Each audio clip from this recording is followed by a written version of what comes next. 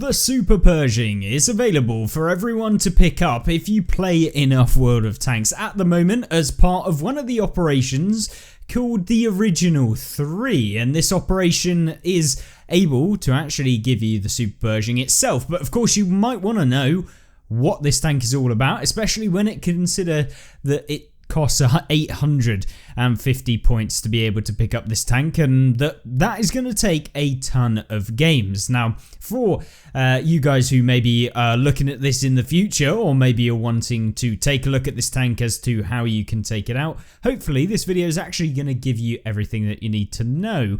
Now, this is one of the oldest kind of premium vehicles that is in World of Tanks console, because it was released as part of the tech tree, not the premium tech tree, but a premium on the tech tree. They never used to have, back in the day, a premium tech tree like this that showcased all of them. Instead, they would have the standard American tech tree, and then right at the bottom there were premium tanks available as part of the tech tree screen, and all of the rest of the premium tanks that weren't purchasable via the tech tree were available in only deals that you could pick up in the store page. So it made premium tanks a lot rarer, and except from these sorts of vehicles like this one. So the Super Pershing back in the day was significantly worse than it currently is, and that's because Wargaming have buffed the Super Pershing since its introduction into the game years and years ago. So let's have a look at what they actually did to it. Well, essentially the speed of the vehicle got buffed considerably. This was a very, very slow vehicle that apparently could go quite fast. However, that has all changed now. This tank can actually go relatively fast, and that means that you can get into deployment. Now, the reason why they made it so slow is that this pretend medium tank isn't actually a pretend medium tank. It's more of a heavy tank, to be honest with you. So now what it is actually a pretend medium tank. It does actually have some medium tank attributes in that it can actually move faster than just sluggishly crawling around the map everywhere. So instead of being the pure heavy tank that it once was, that didn't really bounce a whole lot, it can now both bounce and can move around the map, making it actually pretty decent in the game, and kind of underrated because it's still got its infamy as being a pretty bad tank from back in the day. Whereas I have really enjoyed playing this when I got the gameplay for today's video. And of course, maybe you want to have a look at that as we go through, and I'll kind of highlight some points as to where it's got better as well. So the Super Pershing, we've kitted it out with advanced loader for increased DPM. We've got a vertical stabilizer just to make sure we're actually able to hit things on the move. And then we went for the speed boost equipment. But to be honest with you, you could swap this out quite easily. It doesn't need the advanced powertrain. I was just looking to boost the horsepower and the speed to make it a little bit faster, because the main problem with this tank wasn't the upper speed limit of the vehicle, but actually the horsepower of this tank. Why? Well, it was because the horsepower to ton ratio is 12, which is not good at all, and you'll see a lot of heavy tanks, even ones that are slower than this, having higher power to weight ratios, which means in order to get up to top speed in this vehicle, it is very, very slow. So if we can boost that up, it's going to make it a lot better, and in fact make the tank very usable in the current meta of the game. Now, I've played quite a lot of games in the Super Pershing, so I know how it works now, bearing in mind a lot of those games were when I was first playing the game, so significantly worse at playing the game when I did actually purchase this one, and of course played a ton of games in this one since it was one of the only premium tanks, and in fact one of the oldest premium tanks on my account, if not the very first one that I purchased. So this is my first purchased premium tank, so for those of you interested, that's just a little bit of extra information. And that's because it was so cheap, and it was like 50% discount. So it was only like 3,000, and I was like, what, 15 or 14 at the time. So spending, £10 on a game was actually mad, and I'd have to ask my mum for the money. Now I have no control. So unfortunately fortunately for Wargaming, but unfortunately for my bank account. Either way, the T26E4 Super Pershing, of course, that's how we set it up. Consumable wise, you probably don't want to take fuel and you'll be wanting to take enhanced rations. The only reason I took fuel was to see how fast we could make the tank. So yeah, definitely take rations rather than fuel. That is going to be the play with this vehicle. Of course, loading quite a few premium rounds in this tank are kind of necessary because the standard penetration of 192 is quite lackluster when you come into those tier 10 games. You're going to bounce off of most things unless you aim exactly at the weak points, and even some of those weak points can be higher requirement of pen than 192. So just make sure in those tier 10 games, especially when coming up against tier 10 heavies, just load premium. And of course you are a premium vehicle, so you get the extra 58% silver boost that this tank gets. So it's actually pretty good at earning some silver as well, and actually up there with some of the better tanks for earning silver. So with that being said, commander wise, you can have a look at the skills. Essentially Born Leader, Sixth Sense, Situational Awareness, Snapshot, Steady Aim, Rapid Loading. Mark Target is my this is essentially my light tank crew, but you know, it doesn't really matter a whole lot anyway, since we're going to be taking it close quarters. But either way, you probably want repairs on this vehicle at one of the later slots that you want to get. But other than that, either way, it is a very, very fun tank to play. So I think now is the time to actually see what this tank can do in the game and give you a little bit of an insight as to how you can play it. So kicking it off, Siegfried Line, and this is the replay that I wanted to showcase today, and then we'll go into some extra bits at the end of the video as to how you can actually pinpoint this tank and take it out of the game using some third-party websites, because yeah, that's the only way we can actually show the armor in its actual entirety rather than just the armor viewer that we have in the game. And hopefully that'll give you an edge as to when you come up against these things, how to take them out really quickly and actually quite easily, and not be some of the guys in this game where they just ended up bouncing off of me. So either way, Siegfried Line is a pretty good map for this vehicle. It is a close quarters engagement sort of vehicle. You don't want to be sniping with this thing because it is quite slow, and when you try and get forward in this tank,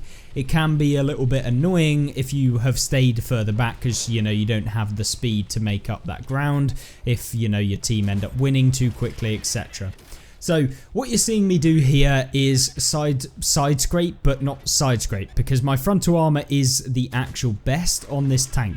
So what you want to do is give a really exaggerated frontal kind of armor and use the building to cover the side of your vehicle when you come around. So you're only exposing the lower plate at a really exaggerated angle. That's kind of how I will play this tank, and you can pull off some bounces. Of course, higher penetration TDs can still pen you in this vehicle, so just be aware of that they can go straight through you. If you're looking at, you know, tier 8, tier 9 and tier 10 tank destroyers with huge guns and huge penetration, upwards of like 270 millimeters, they can go through the front of the upper plate, even with the spaced armor that it does get. But you can see here, up against a Goranich, he's really struggling to actually pen me. And although we're not done a huge lot in this game so far, we're just trying to kind of keep this guy from doing anything, essentially. And you can see me here just trying to bait the shot into my frontal plates, which are very well angled. But in fact, he goes for the weak point, which is in the turret of the Super Pershing. And you can see those big cupolas. This is, at the end of the day, a well, it is a like a essentially a Pershing, but it's got a load of armor plates. That's why they call it the Super Pershing, and significantly slower because it has a load of armor plates that weigh it down, and why the power to weight ratio sucks on this vehicle. But you can see here, this is where I'm talking about when people are firing heat rounds. Now, you saw the Wind of Arrakis was firing heat there. It's because the round was kind of like a white or kind of a yellowy tinge to it, which means that it's a heat round. And the Wind of Arrakis has ridiculous penetration of 300, So that is going to go straight through the front of us. So you just have to kind of think about what sort of tanks can actually pen you and then play accordingly. If they've got super high pen, you don't want to be sat in front of them because your armor won't work. But if they've got relatively normal pen for tier 8, then they probably are going to bounce. And certainly if you're playing up against tier 6s, you can quite easily bounce their rounds, even if they are TDs. So you can see here, so far I'm not too bad. We've taken quite a few hits, but we are trying to progress the flank and at least do something rather than just sitting around. But you can see here we're kind of hoping that the enemy team don't do anything like coming from behind, because you can see the Wind of Arrakis is YOLO'd on down, and hopefully we can go and deal with this guy because he needs to go, otherwise he's going to be getting shots into the back of us, which is not ideal at all. Can we get one into him? Yes, we can. Didn't have long to aim, so we've got to use the quick snapshot to put one into him, and he actually gets finished off by the Challenger, which is great because now we don't have to worry about him and we can focus on these guys at the front, which we've got APCR rounds for. So the Goronich, its cupolas, and of course its frontal droids are its weak point. But the problem is that they are actually relatively strong in the first place, and even with our premium ammunition we're bouncing off of them. That's because it's hitting the lower portion of the kind of droid itself that's sat on the front. You want to aim for the top bit of it, and you're going to pen 9 times out of 10 when you got the pen that this does, but unfortunately we ended up keeping on hitting it, RNG doing us in. We found ourselves a nice little Emil 1951 there, which we finish off, which is quite nice. And now we can push towards the Goronich and hopefully remove him from the game. And there you go. Can we get one into him? Aiming, and of course it hits the rounded section, which ends up bouncing. Goronich is looking at us. He's going for us, but once again ends up bouncing off the spaced armor. So not bad. Picked up 2.5k damage and we blocked 1300. But what you don't see when you do play a tank like this that has a lot of spaced armor is if a round gets absorbed by the spaced armor, it won't count as block damage. It just doesn't count as anything. But of course you did actually kind of block the damage. It's just your spaced armor kind of sucked it all up and kept it for itself. But you can see here a little TVP who we managed to hit, but we don't pen, which is fantastic, just what you want in a tank that basically has no armor. And now we can push towards him and hopefully get some spotting damage, as it looks like we're the furthest forward, which will be nice to get a little bit more assistance. So we picked up 3 enemies in this game. We've also got ourselves 2.8k damage. You saw the round came over from the left there, at least on the replay. I don't think I realized. I did think I saw it, but I didn't fully look in terms of that.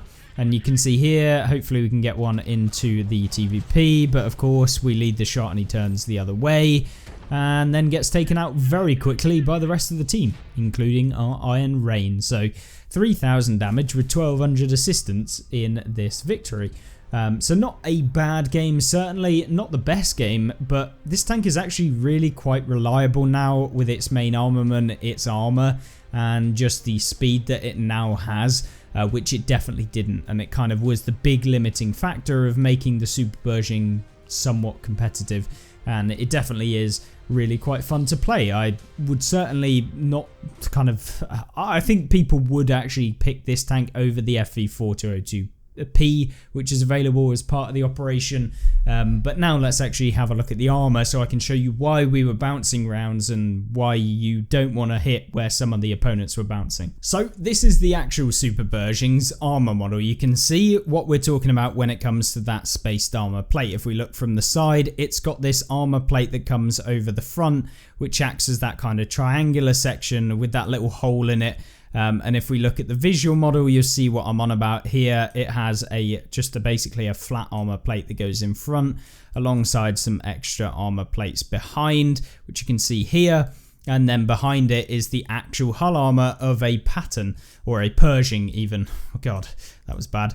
Either way, then you see on the turret, we've got these little flaps, which count as spaced armor and avoid people being able to pen you in the front. There are still some sections, even from the front, that you can pen, like here, and then here on the bottom underneath the turret. But they're quite hard to reliably hit, and you have to be in super close quarters combat and rely on the person not doing this with their turret, which can cause some auto ricochet bounces and get absorbed by the spaced armor as well. So just be aware of that. Now, what you'll see is, of course, that there is this cupola on the top of the tank, which is quite easy to pen. People can pen this really easily. It is not a problem at all. And that's the one you want to go for, the left-hand cupola, when you're actually looking at this thing. This right-hand cupola, it doesn't exist. It does exist, but it doesn't exist actually in the armor model, which is a little bit surprising. So when you're looking at it, this thing is also not pennable, this little weird tube thing. So what you want to go for is, of course, this cupola up here, and you'll be able to pen it in the turret really reliably. This is how you can deal with this tank quite easily. Now, obviously, if you don't get a shot on the cupola, or it's very difficult, you want to be aiming over here on the hull armor, especially if it's face hugging you, for example, and you can't get a shot up into the cupola. You can look down into this little section here. So this is another place you can pen it. And of course, if it's angling like this, you can go straight through the little kind of frontal section right here. And this is like a guaranteed pen. Alongside, if its turret is like this, you can pen it right here, where that little kind of plate actually isn't on the actual armor here, because it's really thin. So there's a load of weak points with this tank when it comes to its armor, but most people, they'll be auto aiming and they'll be hitting the spaced armor, which is an auto bounce unless you've got super high penetration, which is unlikely to pen, especially if you're angling. So, you know, when I was saying about me angling for the Goranich in that game, and you can go back and watch it, we were essentially doing this, making our armor on the upper plate almost unpennable.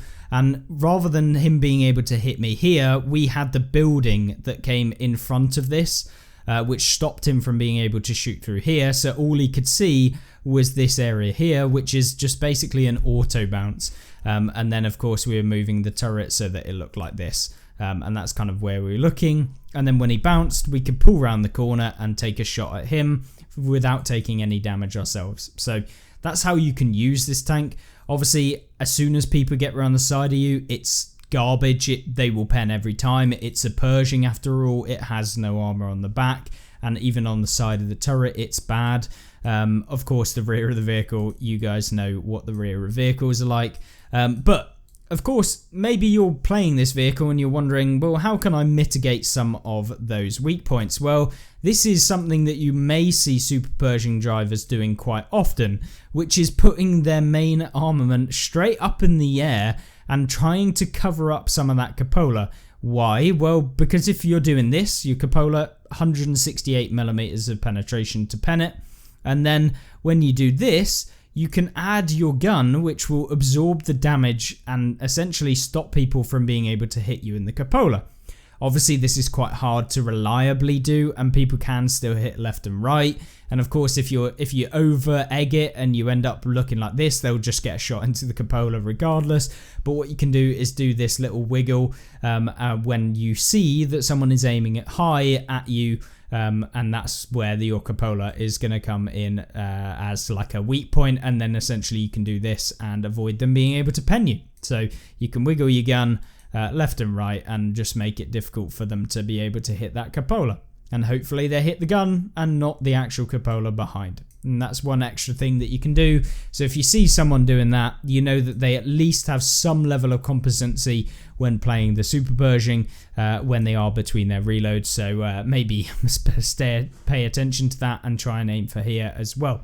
But other than that, hopefully that's given you an indication as to one of the vehicles that you can pick up within the game. And if you have enjoyed this video or found it somewhat informative, feel free to like it, and of course check out some of the other content, including gameplay, that sort of stuff that we do on the channel. And if you enjoy that, then consider subscribing, and hopefully I'll see you in the next video. Goodbye.